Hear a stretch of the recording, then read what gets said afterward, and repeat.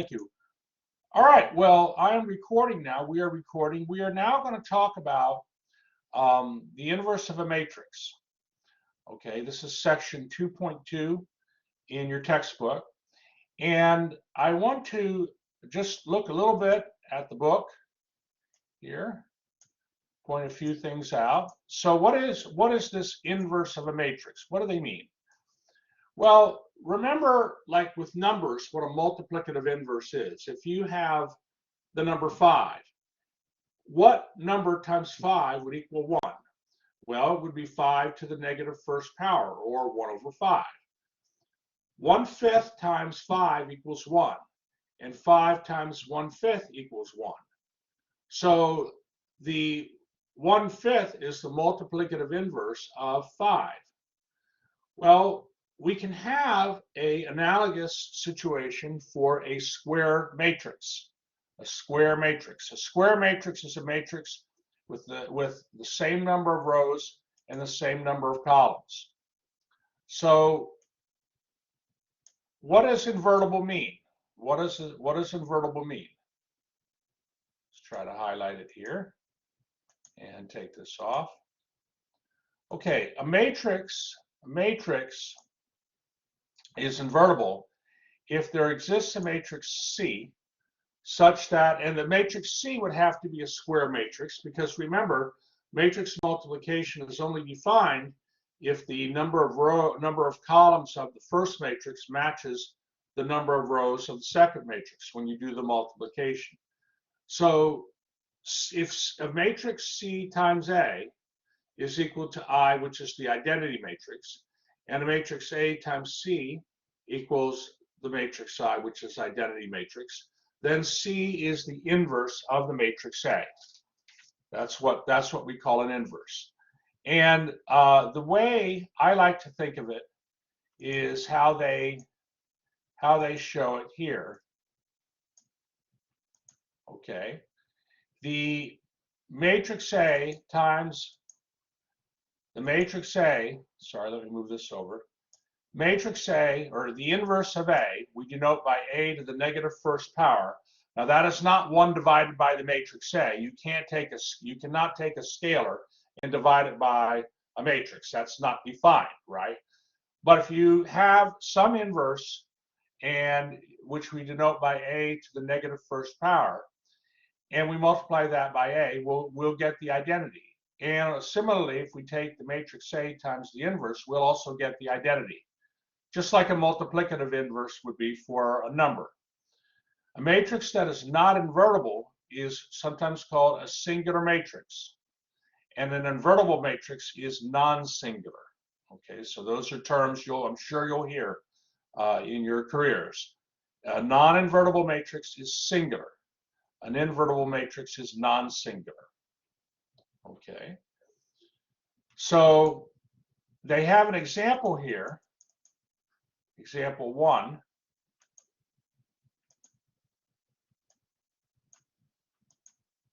Where they give you, hold on here, they give you a matrix A and a matrix C, and they multiply A times C, and they get the identity matrix, which is, first row is 1, 0, second row is 0, 1, and then they multiply the matrix C by A, and they get the identity matrix again. Okay, so either they use the, I like to use the row column rule for multiplying matrices, but of course there's the definition of multiplying a matrix by a matrix as well. But any way you slice it, you get the identity matrix. So that means C is equal to the inverse. Okay. Are there any questions on example 1?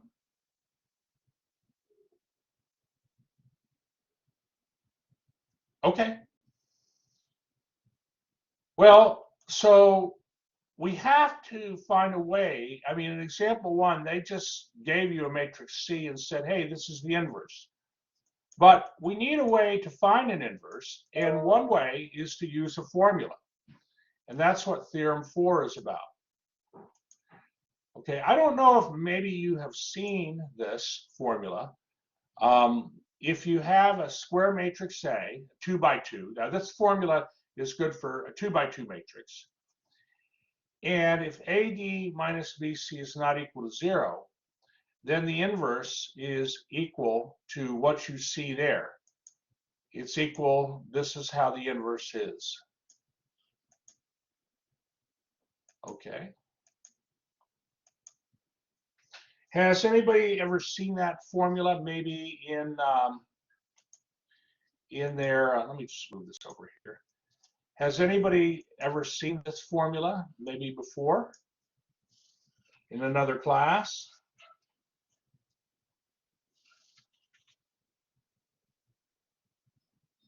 All right. How many of you is this the first time seeing this formula?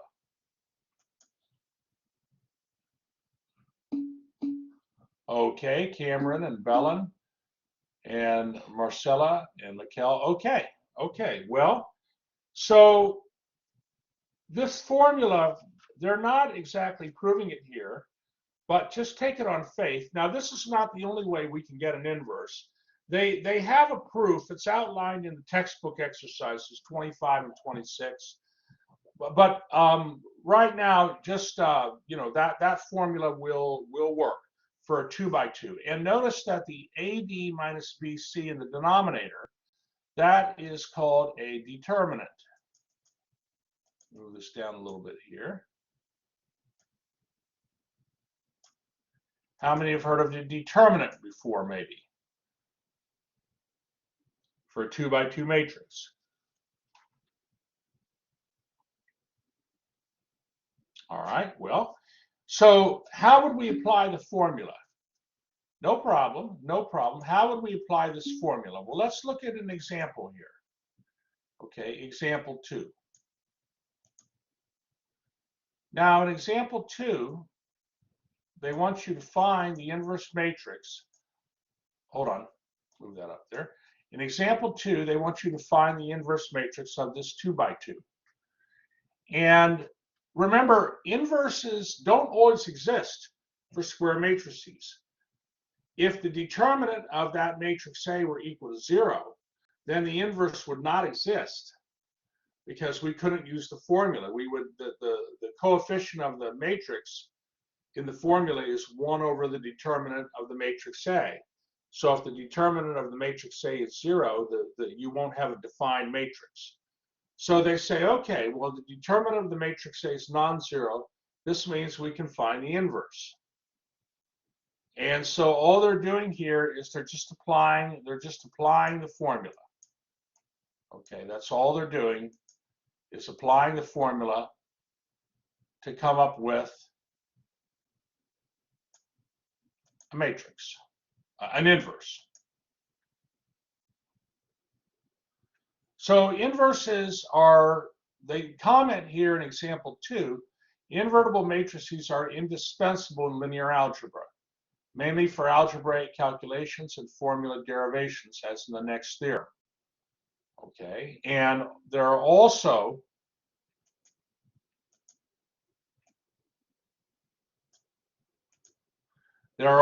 occasions where the inverse matrix provides insight into a mathematical model of a real-life situation, as they show in example 3. So theorem 5 says if you have the matrix equation A times X equals B, where A is an invertible matrix, then the solution vector X, okay, can be found. Okay, so I'm right here on theorem 5. The solution vector X can be found by taking A inverse times B. Let me show you why that's true. Okay, let me show you why that's true. Let me go to the whiteboard. Okay, so let's say you have A times a vector X equals the vector B. And let's suppose So I'm trying to prove theorem 5 here.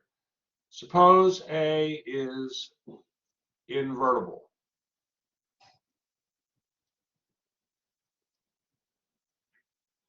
Invertible means that A inverse exists. Well, what you can do is, here's your matrix equation, and what we can do is multiply on the left side of both sides of the equation by A inverse. Okay?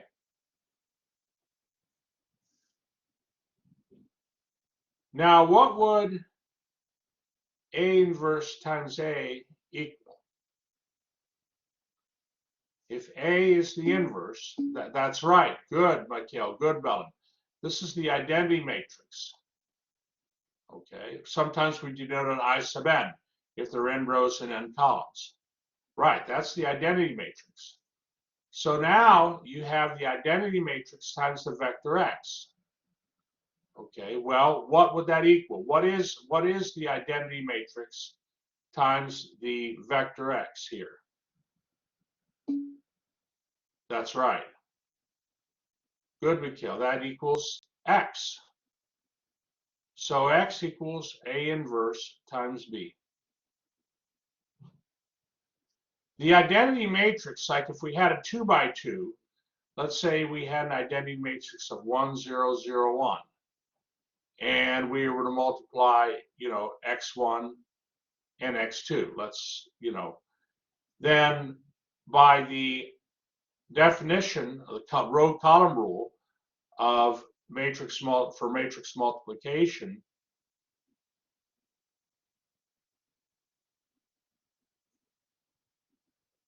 this is how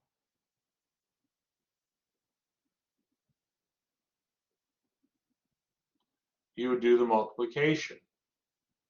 And you would get x1, x2, which is x. So you see, now you have a formula to find a solution to a system of equations.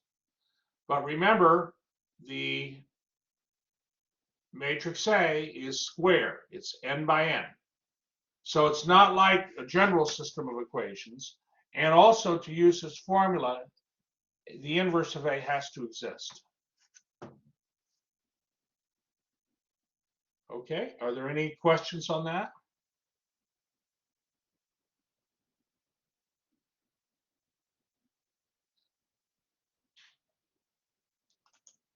Okay, let me just go a little bit.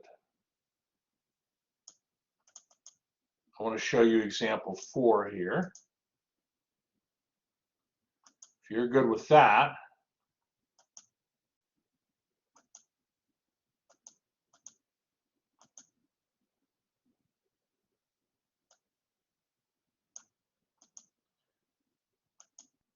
So in example 4, here is a system of equations, and you want to solve that system.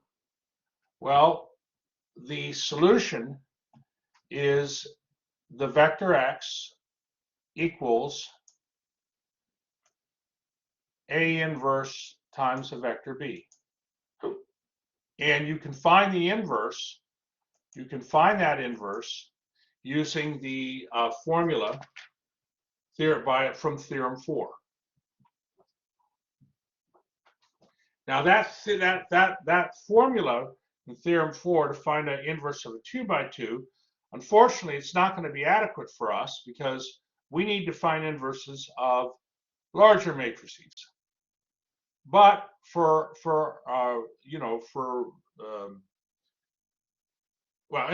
I'll show you that. I'll show you that. But nevertheless, it's good. It's good to see it. And also theorem 6 here. Theorem 6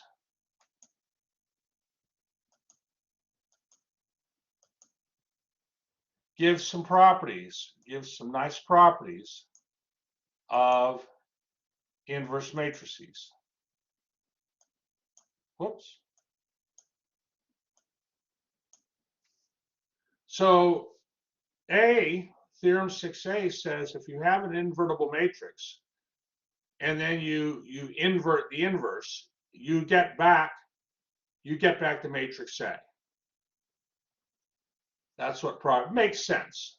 It makes sense. Theorem B, or theorem 6b, says if you have a product of two invertible matrices, A times B, and you invert the product, which will be also an n by n matrix, it will equal B inverse times A inverse in that order. Okay, that's another property. That's another property. Let me see if I can show you why that's true. Let's just go right to the whiteboard. Okay, theorem 6b. So, okay, so let's say you have A times B, and you multiply A times B by B inverse times A inverse, right? Well, could I write this as A times B inverse times A inverse? Could I write the multiplication that way?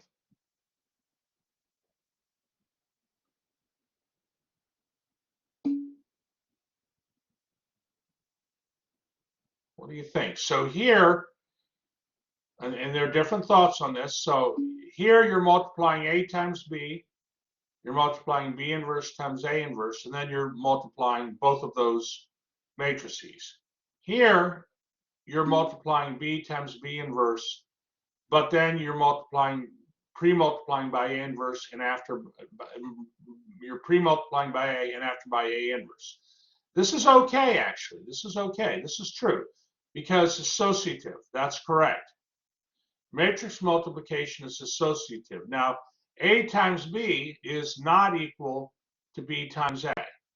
But so long as you maintain the order of the matrices in your matrix product, this is okay.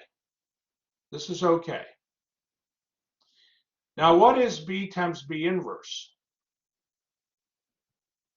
What is B times B inverse? The identity. Good. And what is A? I can probably put a little. What is A times the identity equal to?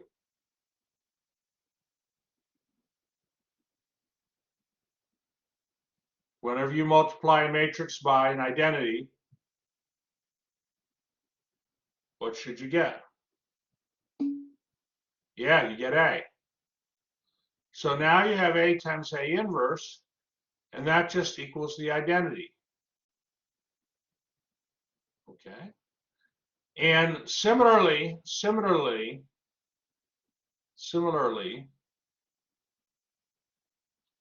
you can show that B inverse times A inverse times the matrix product AB, that equals the identity also. So this means then, this implies, based on this fact and this fact, this implies that the inverse of A times B is B inverse A inverse. Okay.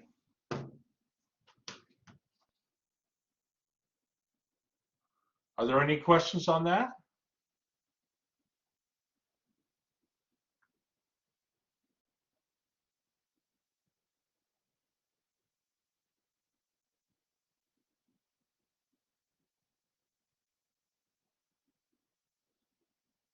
Okay. Well, let's go back to the book then.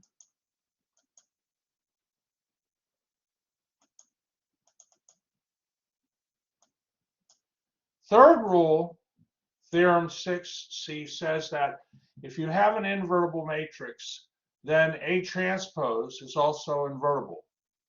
And the inverse of A transpose is equal to A inverse transpose. Okay, that's what the third rule says.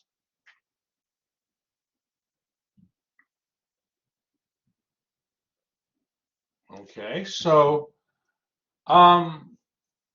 let's go ahead and do one of these applied problems dealing with deflections. So let me bring this up here. Just find it here, one moment. Yeah, this is what I want.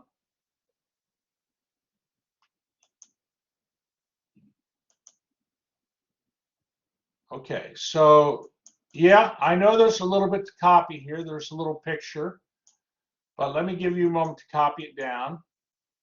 I think you can draw that picture without much difficulty. And then I'll talk a little bit about it. Okay.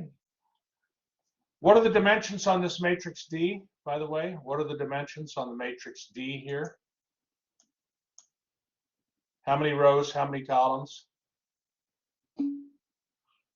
4 by 4, that's right. It's a 4 by 4. Okay, let me let you copy this down, and then we'll talk about it, this example.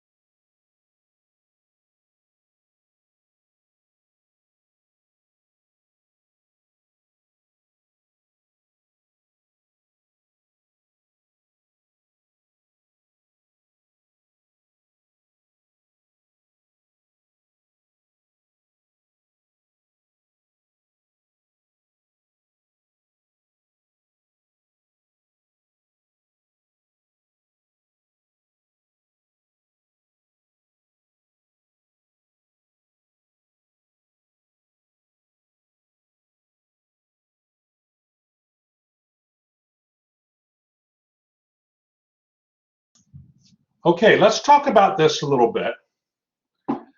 So, all right, let me see, maybe I'll get my stylus here. What we have in the picture here, what we have in this picture is this beam. Here it is. Try to copy it best I can. It's an elastic beam, so there's flexibility in it. Okay. How many know, just maybe from their engineering courses, that there's usually flexibility in like bridge materials, things like that. A little bit of flexibility. Has anybody seen that in an engineering class or in beams?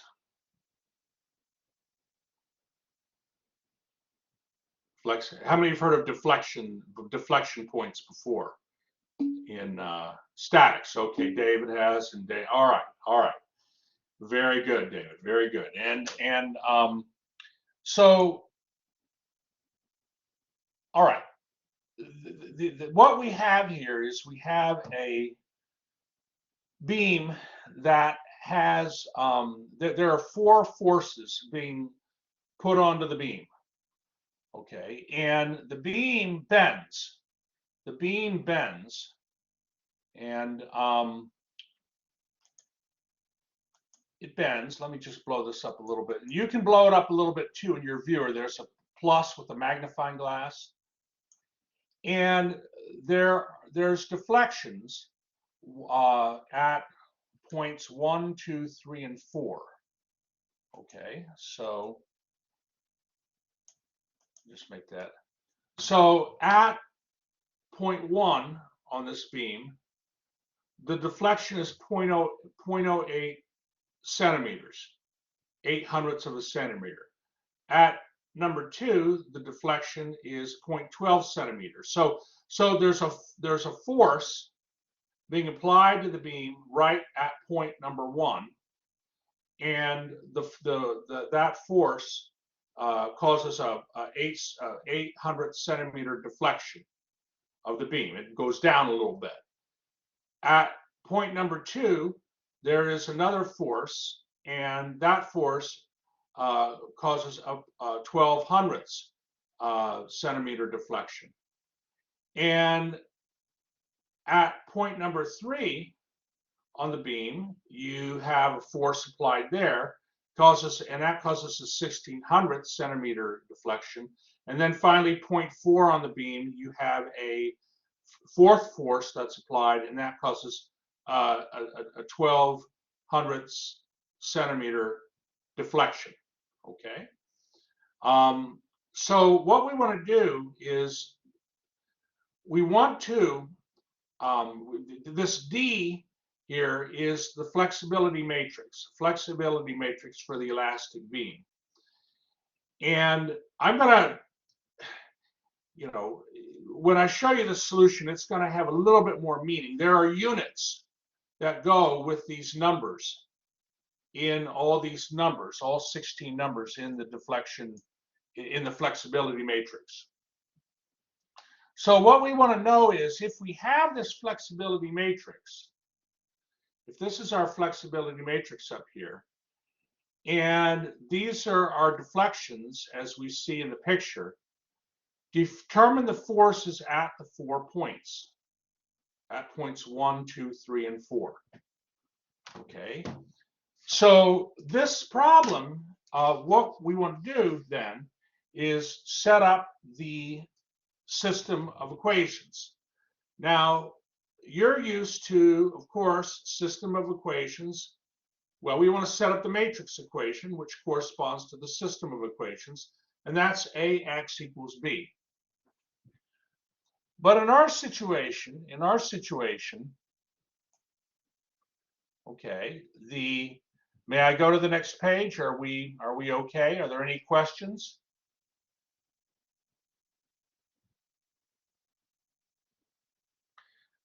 By the way, which force 1, 2, 3, or 4 would be would be the largest force? You'll see that, Mikhail. I'll show you that. I'll show you that in a minute. Which force? Just looking at the picture there, and looking at the deflections of this elastic beam at the different points, how much the beam bends. Which force would you think be the strongest force? The first force, second force, third force, or fourth force? Okay, good, Belen, good, Marcella. Why force 3? Why should force 3 be the strongest force pushing down on the beam?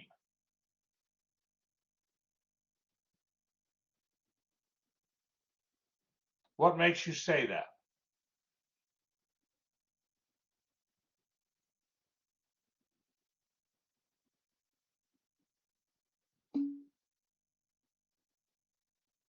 Well, hold on, let me go back here. hold on. The beam, the force. Where is the bending the most on the beam? Where is the deflection the most?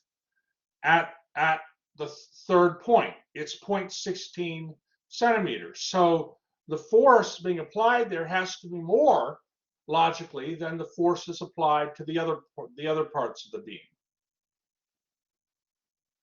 Does that make sense?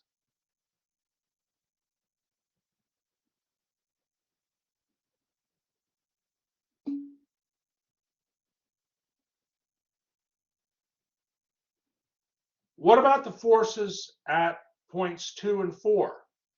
Would you expect those forces to be equal? Yeah, you would. They're equally distant from the center of the beam, and the deflections at points 2 and 4. Now wait, hold on. I might have an error here. Wait. Hold on.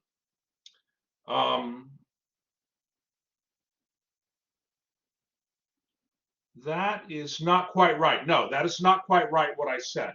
No, that's not quite right, because it's going to depend. It's not right. As a matter of fact, I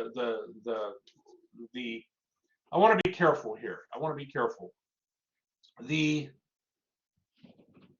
force on point number 3, the deflection is the most there. But we do have to take into account the elasticity matrix. But all things being equal, you might think that the third force would be the strongest at point 3 because the beam deflects more there. However, we have to concern ourselves with our flexibility matrix. So let's go to the solution here. Okay, let's go to the solution. So the matrix equation that you're used to seeing is A times X equals B. And we know if A is invertible, X will equal A inverse times B. That's fine. Well, in our situation, our matrix equation won't be A times X equals B. It'll be the deflection matrix times the force vector equals the deflection vector.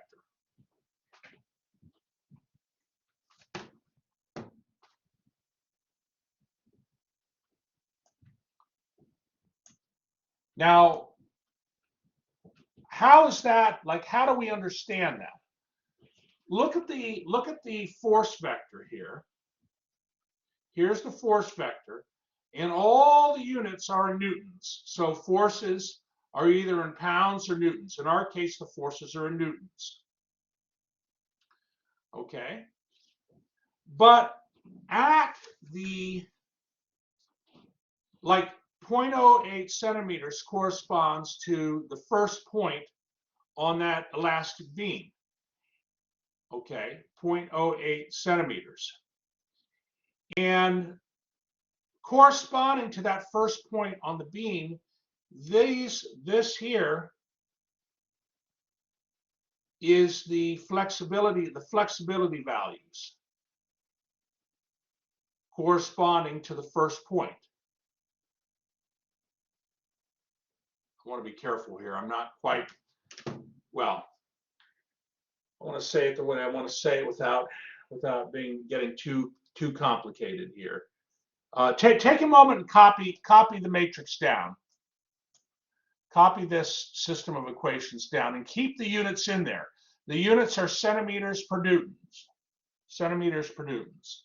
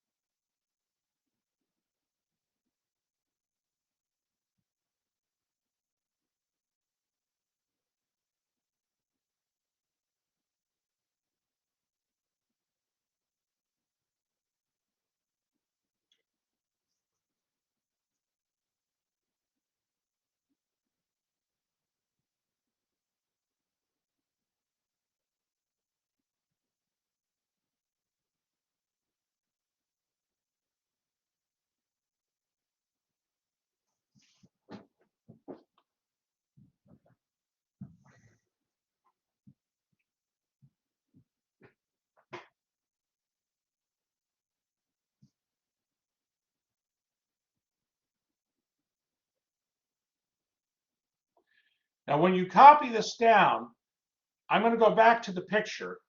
I'm going to go back to the picture.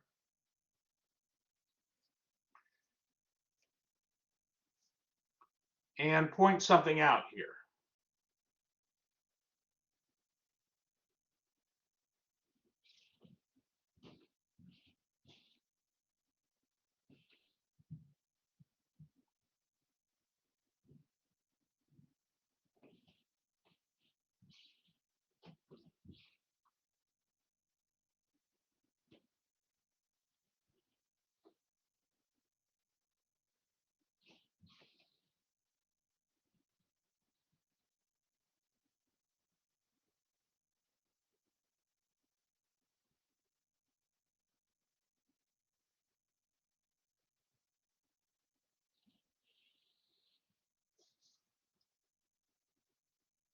Give me a thumbs up when you're done copying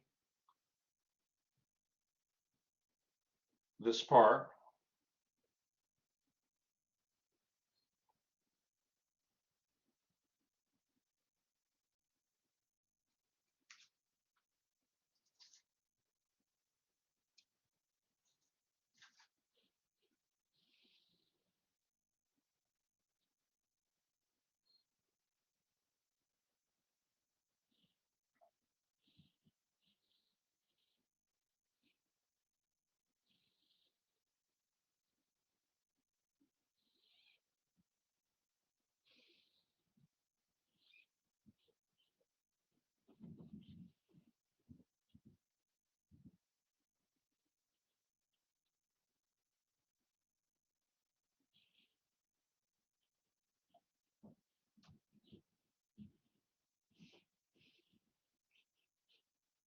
Okay, are we?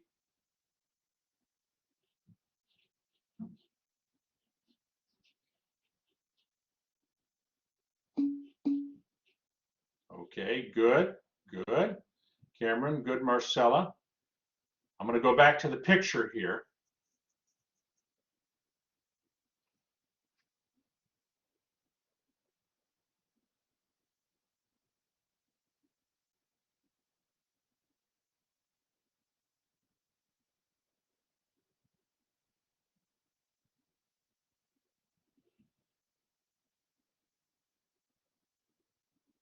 Okay, give me a thumbs up when you're good.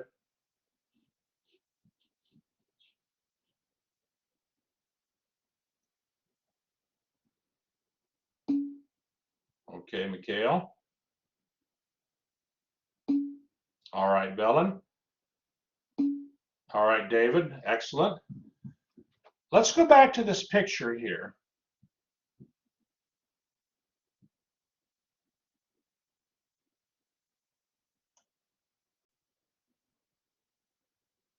Okay, so let me just clear this off for a moment.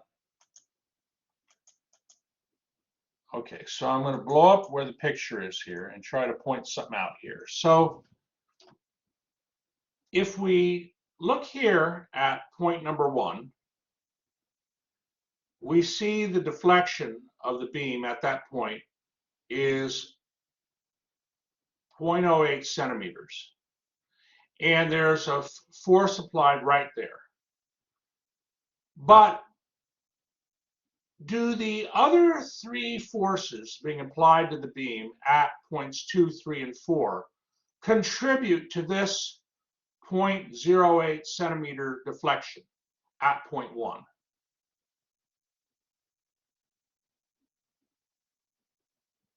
Does the bending at number 1 point on the beam does the forces that are applied at the other 3 points on the beam contribute to the bending at the first point on the beam?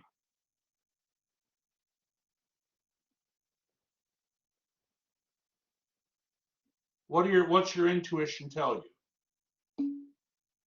Yes, that's right, Belen. They would. Now, what force would what force well, the if you apply a force over here, let me ask you this. Let me ask you this. Hold on. Hold on. Hold on. Hold on. Okay.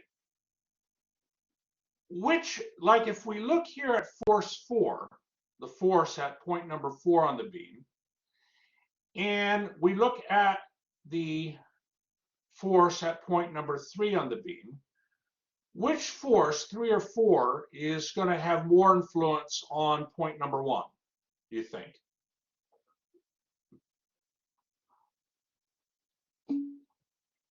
Force 3. And why is that? Why is force 3 going to have more influence on the deflection at point 1? It's closer. That's right. That's exactly right. So you see, what we can do is we can say, okay, if we go back to the matrix here, back to this matrix, okay, if we do matrix multiplication, we're going to take, to get this 0.08 centimeters, we're going to multiply the first row by the first column. So 0.004 centimeters per Newton multiplies by the force 1 newtons. So the units then, the newtons cancel and you're left with centimeters. The plus the 0.003 centimeters per Newton for 0.2, we multiply that by the force at 0.2.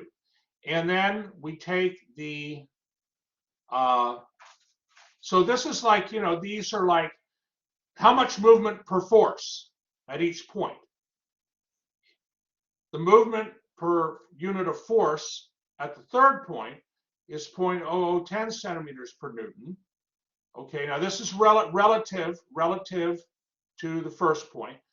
And then we multiply that by force 3.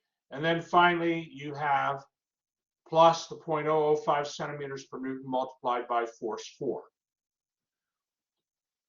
Of this flexibility matrix, which one of these values in matrix D along the first row is largest? Which one is largest? First, second, third, or fourth number? The first. And you're applying a force, F1, at that first point. And you're applying force 2 at the second point, and force 3 at the third point, and force 4 at the fourth point. All the forces at the different points contribute to the deflection 0.08 centimeters we see at point number 1 on the beam. But which one is the most important? Which contributes the most? It's the 0.004 centimeters per Newton, because that's right at where point number 1 is. Which is the least contribution? Which gives the least contribution? At which point is the least contribution? The fourth one. That's right, Belen, because that's the furthest away. You see how it works? If you look at the second, let's consider point number 2. Let's go back to the picture. Okay. So at point number 2,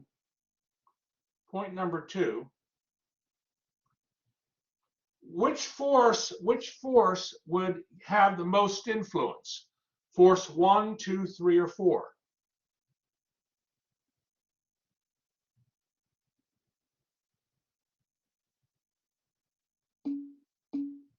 Force 2. That's right, Mikhail, because it's right at point 2. Now I got to be a little careful here, because but I'm just sort of we're using our intuition to look at this kind of lovely example. If we look at the values, okay, in the flexibility matrix for row 2, look at the values. Which value is highest? Which value is highest? First, second, third, or fourth?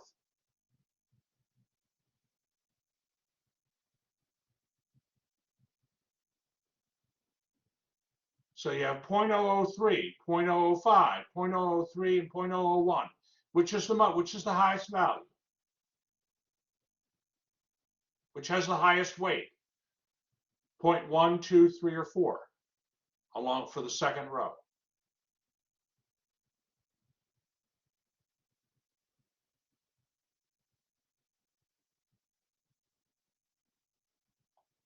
So when we take the second row and we multiply it by the set of forces, collectively speaking, we wind up with a deflection of 0.12 centimeters at the second point. Where is the force? Which force gives the most contribution at the second point? Is it force 1, force 2, force 3, or force 4? Which would ideally give the largest contribution towards the bending at the second point? Force 1, 2, 3, or 4?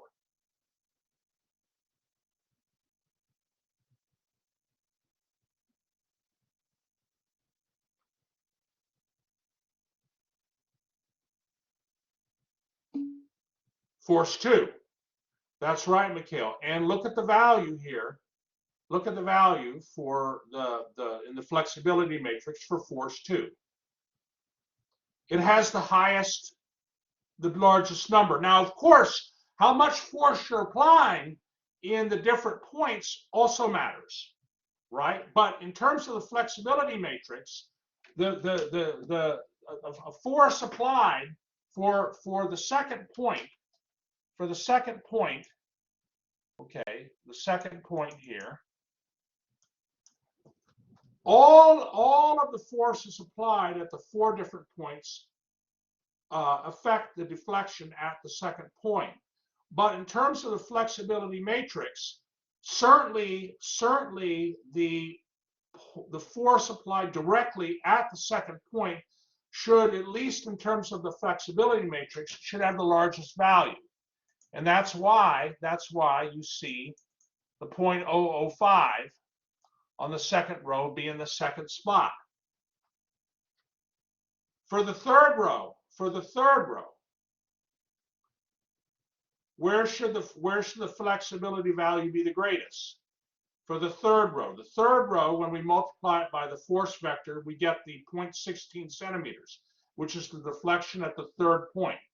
Where should the highest value in the flexibility matrix be? First, second, third, or fourth value along that row. Which should the highest be?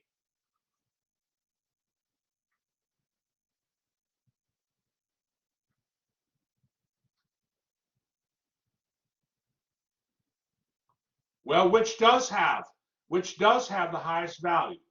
The first number, second number, third number, or fourth number? Yeah, the third number. That's right. And for the fourth point, yeah. So, I mean, are we okay with this? Are we all right with this? Is anybody not following this? I'm just trying to give you a little feel for what's going on in this application. I'm just trying to give you a little feel for what's going on. Okay, and then the fourth deflection point, the flexibility would be the greatest contribution would be at the fourth point. So Mikhail's seeing this. Give me a thumbs up if you're good with this, please. Give me a thumbs up. Okay, Cameron's good. And Belen, and okay, wonderful, wonderful. See, I just want to make sure they don't just come up with this flexibility matrix D out of nowhere. You know what I mean? It just doesn't come out of nowhere. There's a physical reason why. And so now we can solve for the force vectors which is the vector f, we can solve for that by taking D inverse times the vector y. And in MATLAB, the inverse matrix is, we would use the command inv parentheses D.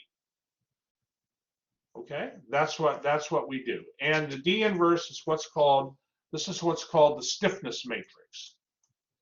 Okay, I don't know if anybody's seen this in like their statics class or another class, but was this explanation good? Does this help you feel comfortable with why we can model the deflections at the different points using a flexibility matrix times a force vector? Is it clear?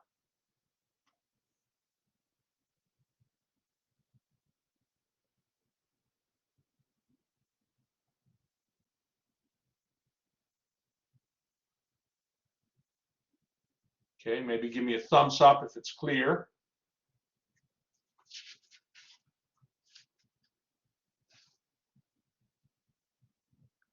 Michaela, you're feeling good with it, right?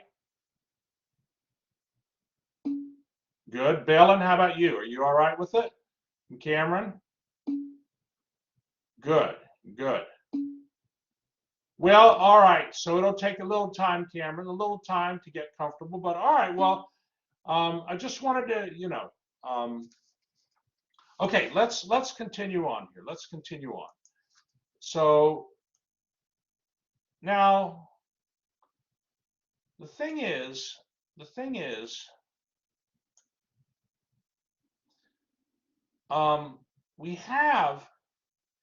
have here, let me go to example 5 in the book. Take this off.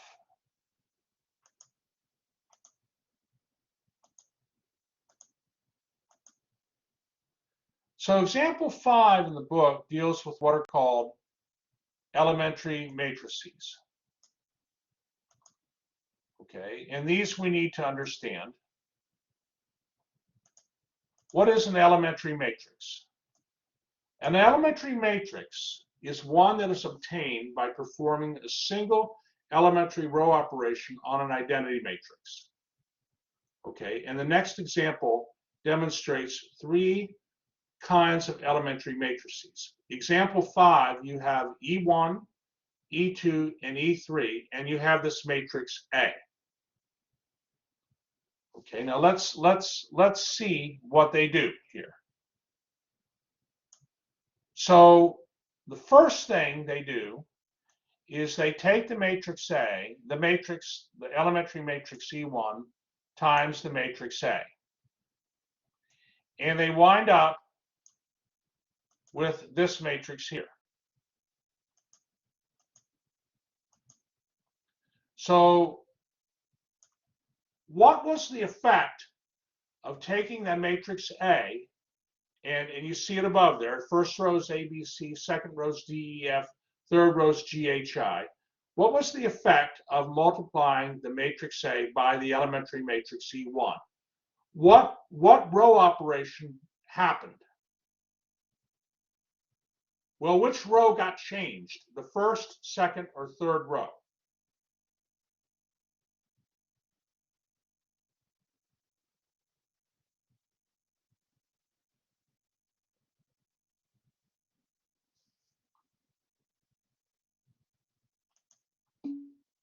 Here's the matrix A.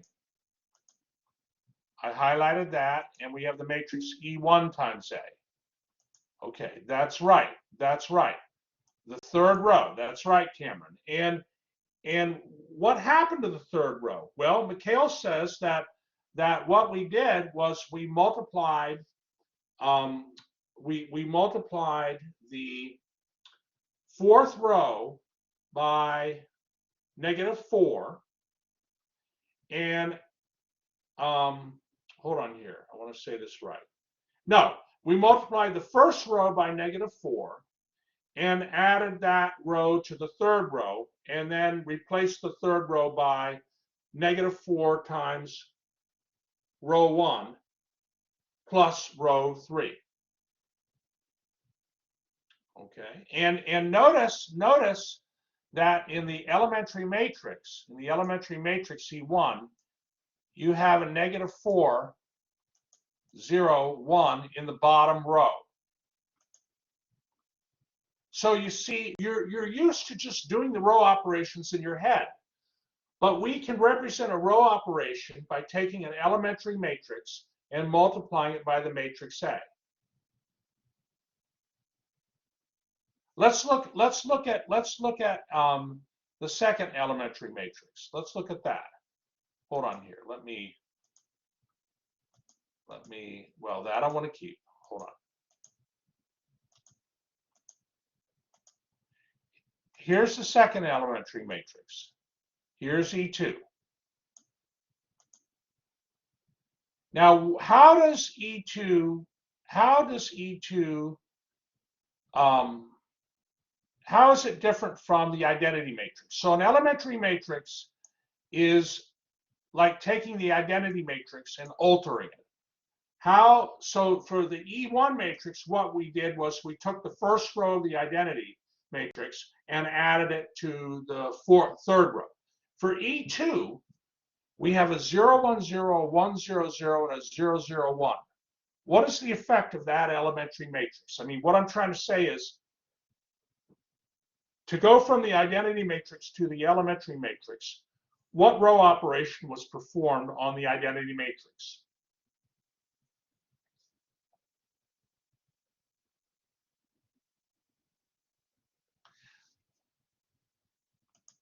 Hold on, let me go to the whiteboard. Let me show you. Hold on.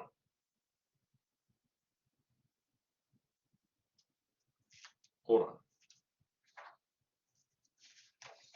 So here's the identity matrix. 1, 0, 0, 0, 1, 0, 0, 0, 1. And they end up with this elementary matrix that has 0, 1, 0, 1, 0, 0, and 0, 0, 1. A little bigger there. So, and they called that E2. This is from example 5. So what row operation was done to the identity matrix to arrive at E2? What was done?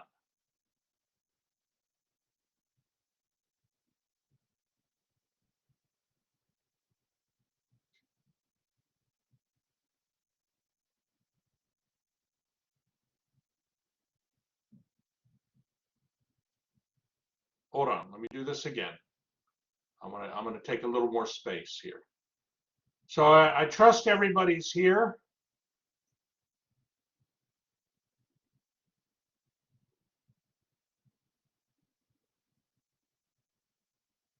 I mean, you are here because you all chatted, but I mean, you're here now too, right?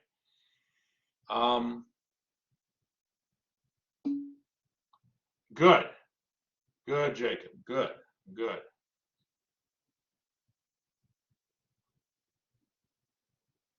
Hold on here.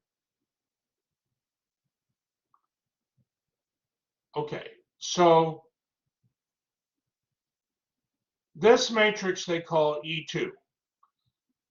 What row operation was done on the identity matrix to get us to E2? What was done? What elementary row operation? Was it an interchange of two rows? Was it a multiplying through a row by a scalar multiple? Was it multiplying a row by a number and adding it to another row? What row operation was done? An interchange. Good. We switched rows 1 and 2. So row 1 and row 2 got switched. Now, look what happens. Look what happens if we take this E2 matrix and multiply it by the matrix A. So E2 is 0, 1, 0, 1, 0, 0, and 0, 0, 1. And the matrix A is A, B, C, D, E, F, G, H, I. Okay, if we multiply the matrix E2 times A, what's that going to give us? Well, what's the first row going to be? What's the first row going to be?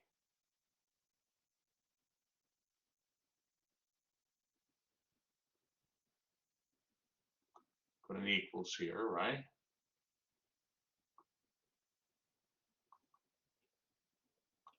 So do the matrix multiplication in your head.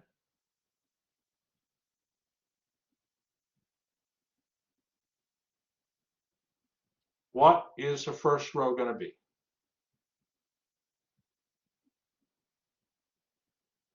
I'll tell you what's going to go here in the first, so we have 9 values, right?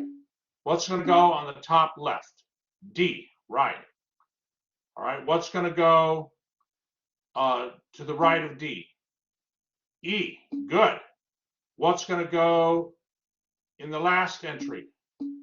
F. Okay. All right. So D, E, F. Okay, let's go now to the next row. Let's go to the next row. What's going to go there? A. What's going to go in this spot? B. Good. What's going to go in this spot? Sorry, what'd you say? What's going to go in this spot here? Good. Good, Belen, and appreciate everybody's input here. Okay, the last row. What are we going to have here on the last row? G, H, and I. So what was the effect? What was the effect of taking the matrix A and pre-multiplying it by this elementary matrix E2? What did it do to the matrix A? What did it do to the rows?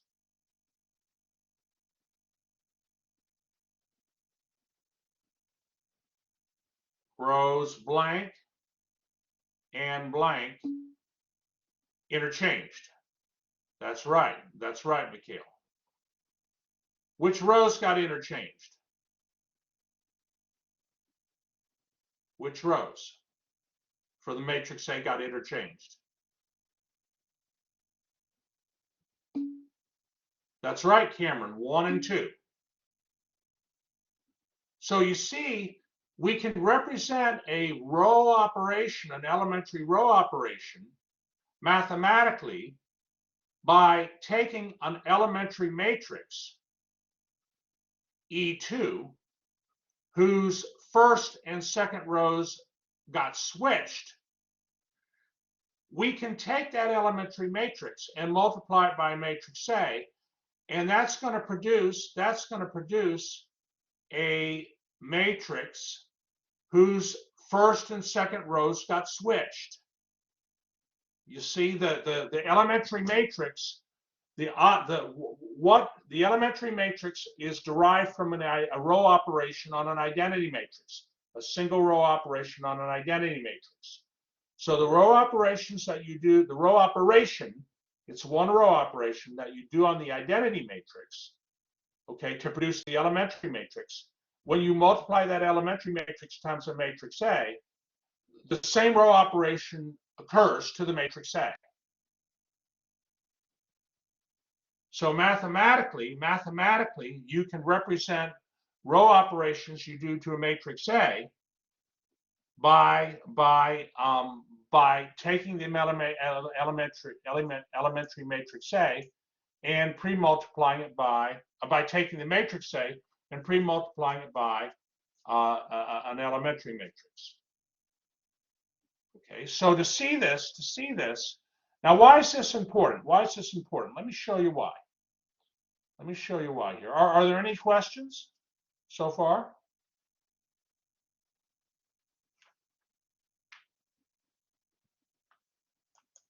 Okay, let me show you why this is important.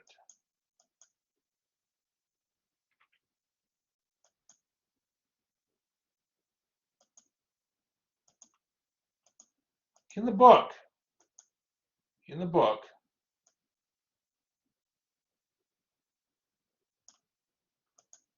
there's an algorithm for finding the inverse of a matrix. The thing is, you see, the inverse we can find the inverse for a 2 by 2 matrix using the formula that we learned, theorem 4, but it only works for a 2 by 2 matrix. What if we had a 3 by 3 matrix, or a 4 by 4 matrix, or a 20 by 20 matrix? Okay, we need an algorithm that will work for any size of matrix that we have. And the algorithm says that if you construct the matrix, the augmented matrix, given by the matrix A sideways and with the identity by its side, okay, it's not really an augmented matrix. It's really, I mean, they call it that, but it's a matrix that has that consists of columns of the matrix A followed by the columns of the identity matrix.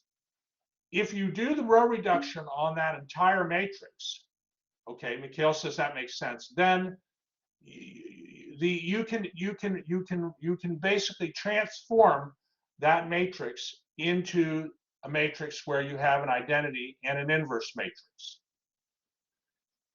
That's what the algorithm says. Yes, and what they do is, I mean, I can actually show this to you.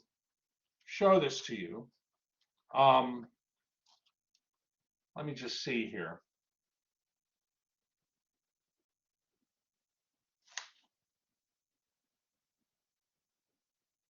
Yeah, I mean, we can actually do this, prove this through a. I can show you a little example, but this example, I don't think you need to put it in your notes. Let me just talk about it with you. Okay, let me just talk about this example with you, and then we'll take a little break. But I want to talk about the example with you. So don't take time to put this in your notes. It's going to be in the recording. Just try to follow along here. Okay, this is an actual discussion. I want to justify the algorithm that they're talking about here. Well, I'll tell you what.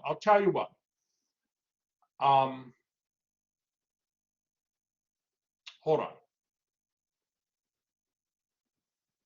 Let's go ahead and look at the algorithm. Let's apply it to an example. And then we'll go back and look at this discussion here. Let's apply it to an actual example. So one moment here. Let me go back. I want to do this before we go on our break. So our break might be a little later, but it's okay. Let's just go ahead and now this is for your notes. What we want to do is we want to find the inverse of this 3 by 3 matrix here, if it exists. And I can tell you this is going to exist. So what we're doing now is we're going to use the algorithm that I just mentioned, the algorithm in for finding the A inverse, and I'll show you how to do the algorithm.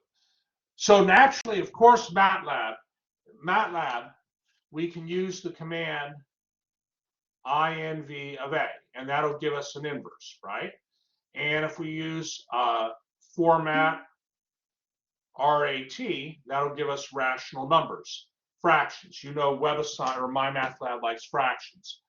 But for your next exam next week, and you know, for problems where you have to find the inverse based off of section 2.2, you're going to need to use the algorithm. I'm not going to accept.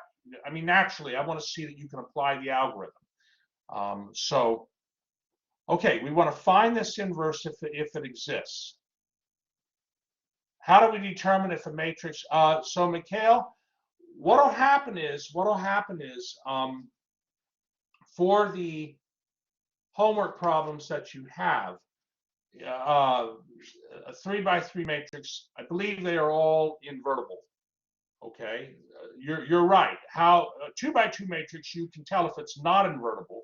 You can tell if it's singular by if the determinant is 0. For now, the 3 by 3 matrices, for now, for section 2.2, just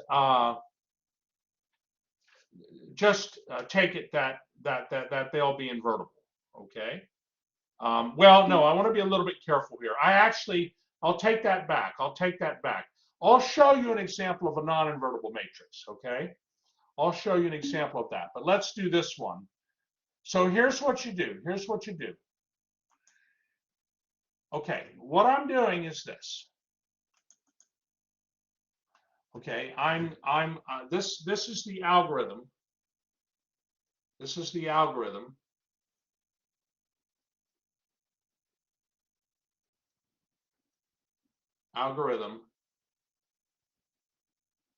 For finding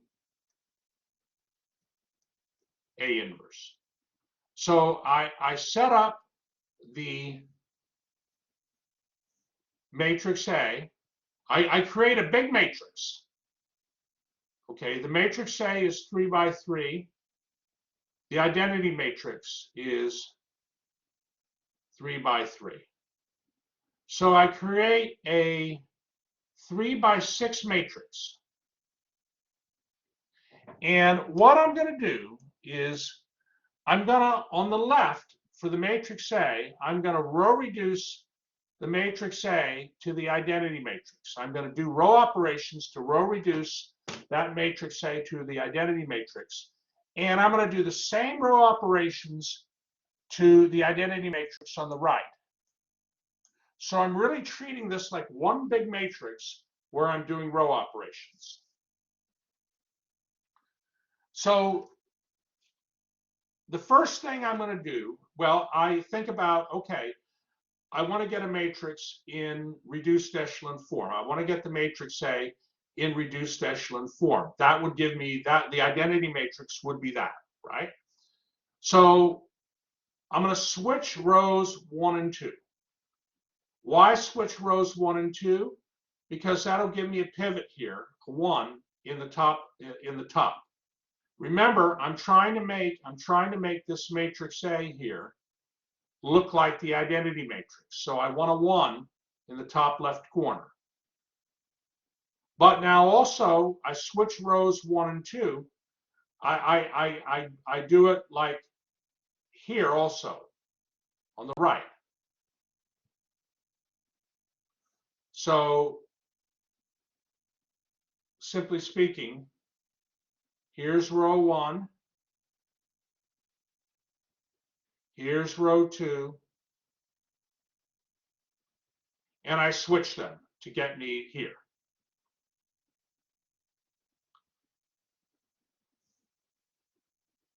Okay, what's next is the 4. What do we want where the 4 is? Where this 4 is, what do we want to have there? We want to have it 0. That's right, because we're trying to make the matrix A. We're going to reduce it, row reduce it until we get the identity matrix. So to get the matrix 4, I have to use the 1 as a pivot.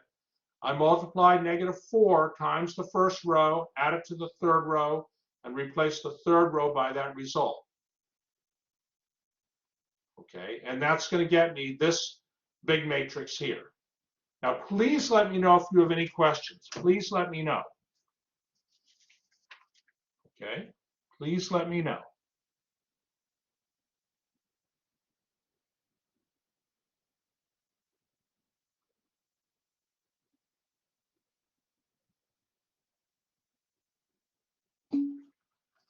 Okay, Zishan, you're good. Excellent, excellent.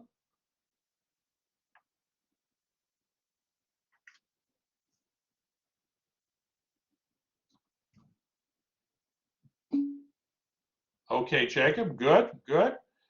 All right, now we're over here. Now we're over here. We have a -3 here. What do we want where that -3 is?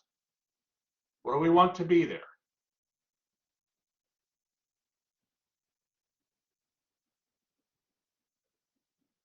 If I want this matrix here on the left, I want this matrix to be the identity matrix. Where the -3 is, we want a 0, right?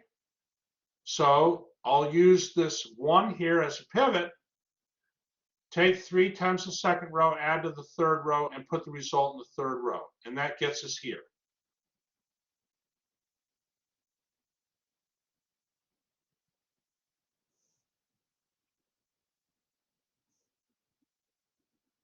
Okay. What about the 2 here? What do we want to be where the 2 is?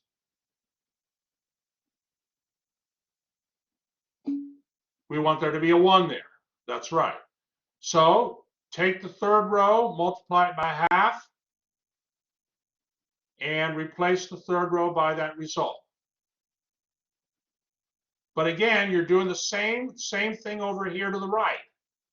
You're treating this like one big matrix with 3 rows.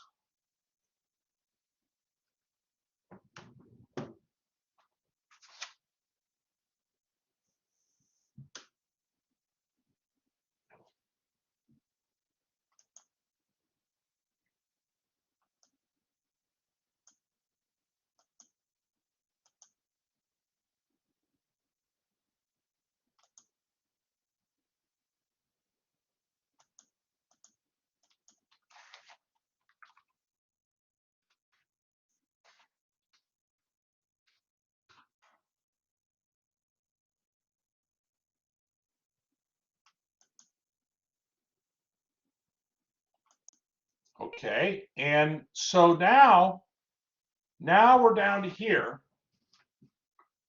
Now we're down to here. And what do we want where the 2 and the 3 are? What do we want in those spots?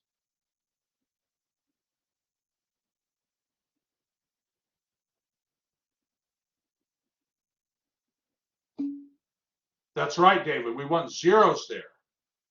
Okay, and so we're going to have to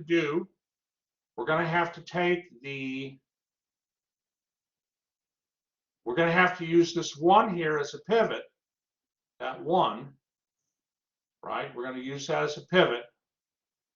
So we're going to take -2 times the third row, add it to the second row, replace the second row by that result.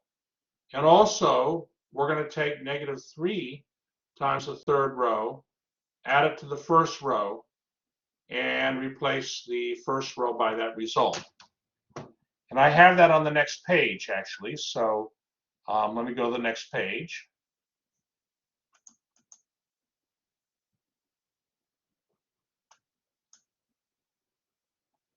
Okay, take a moment to copy.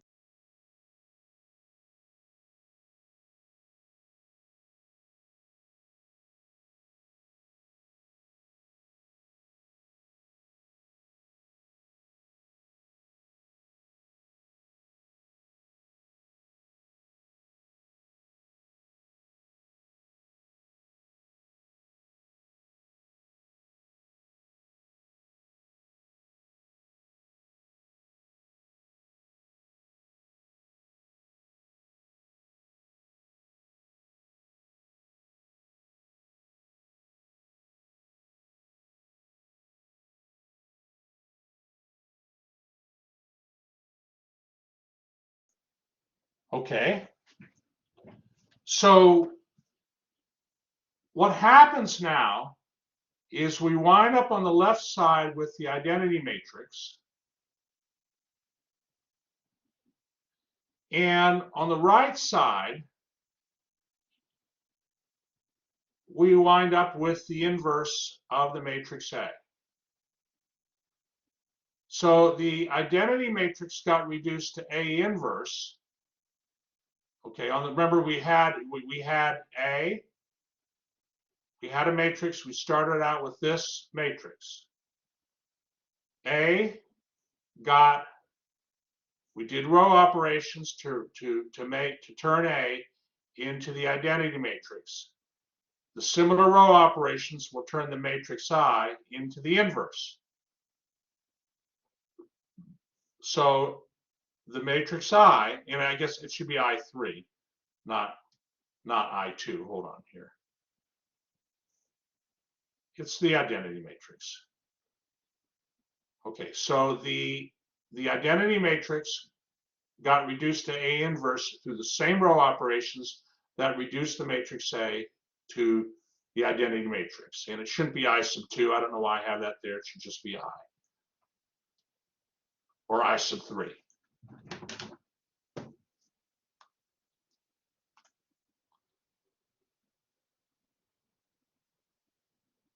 And we'll note here,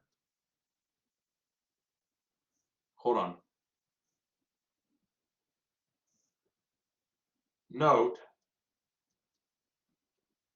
that A times A inverse will equal the identity matrix. Okay, 3 by 3 identity matrix. And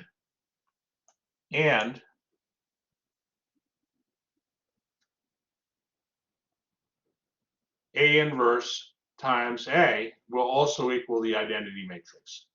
And what I did down here was I actually went through the process of multiplying the matrix A times the matrix inverse using, this is the row column rule.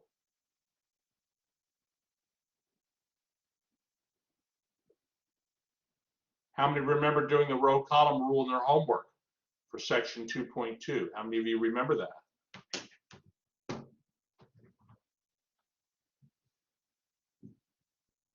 For matrix multiplication. Marcella remembers that. And well, 2.1, yeah, I mean, that was in 2.1. I'm sorry, that's right, Mikhail. In section 2.1, you had matrix algebra. Okay, that's where you did the row column rule. And I'm just doing the same here. Now, I didn't verify A inverse times A, but I did verify A times A inverse. Incidentally, when you're verifying a matrix, that a matrix is an inverse, it's not enough just to show that A times A inverse equals I3. You also then have to verify that the other way, A inverse times A also equals the identity. Because sometimes you get lucky. You might think you have the inverse. I've seen it actually, where a student thinks he or she has the inverse, and they multiply A times A inverse and get the identity, but they don't check it the other way. And it turns out that inverse is not the identity. It can happen. But if we multiply this out, okay, this here is going to be 1. This here is going to be 0. This is going to be 0. And I believe I did all my steps correct.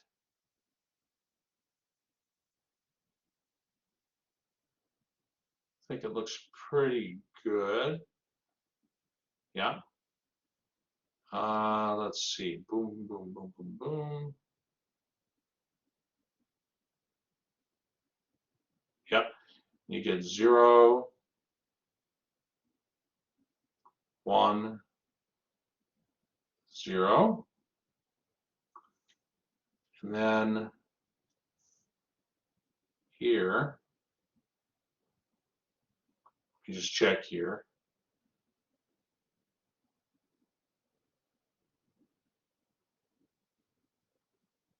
Yep. Wait.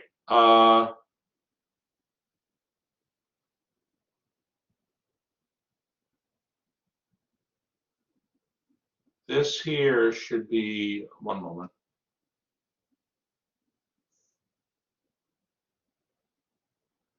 that should be a -3.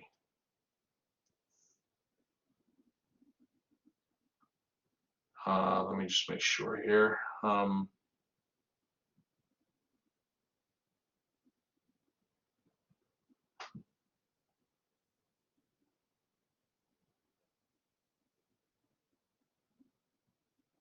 Yes. Yes. Hold on here. Yes, that's right. That's right.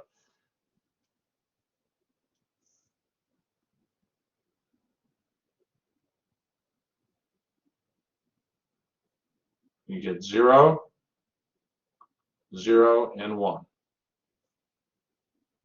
So it'll check out. And if you did it the other way, if you multiplied it the other direction, you'd also get the identity. Are there any questions on this?